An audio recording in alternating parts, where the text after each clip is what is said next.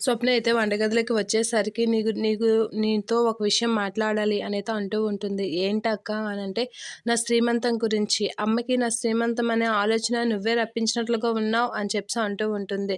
తెలిసే ఎందుకక్క అడుగుతున్నావు అని చెప్పేసి కావ్య అంటూ ఉంటుంది. తెలిసే అడగాలని కాదు, అక్క సంతోషంగా ఉండడం కూడా నీకు ఇష్టం లేదా అని అడగడానికి వచ్చాను అని అంటూ ఉంటుంది. ఆ మాటలకి అన్నీ తెలుసుకునే దానివి ఎందుకు ఇలా చేస్తున్నానో కూడా తెలుసుకోవాలి కదక్క అని అంటూ ఉంటుంది కావ్య.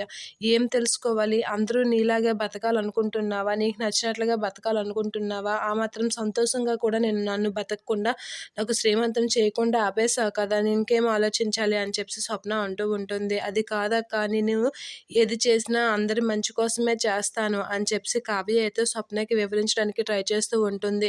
నువ్వు ఎంత మంచి చేస్తున్నావో చూస్తుంటేనే అర్థమవుతుంది కావ్య. నువ్వు నీకు నచ్చినట్లుగా అందరూ ఉండాలని నీకు నచ్చిన రూల్స్ పాస్ చేస్తున్నావు. నువ్వు ఈ మధ్యన ఎంత దినగా మారిపోతావని నేను అస్సలు అనుకోలేదని చెప్పేసి స్వప్న అయితే అబద్ధం చేసుకుంటూ ఉంటుంది.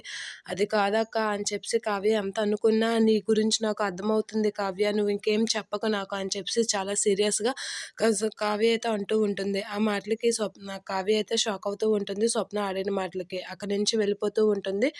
కావ్య మీద చిరాకు పడి స్వప్న. అది చూసి అపర్ణ అయితే కావ్య కాసి అలా చూస్తూ ఉంటుంది. ఇక అపర్ణ కాసి చూసి కావ్య అయితే ఏం చేయలేక అలా చూసి షాక్ అయిపోయి అలా ఉండిపోతుంది కావ్య.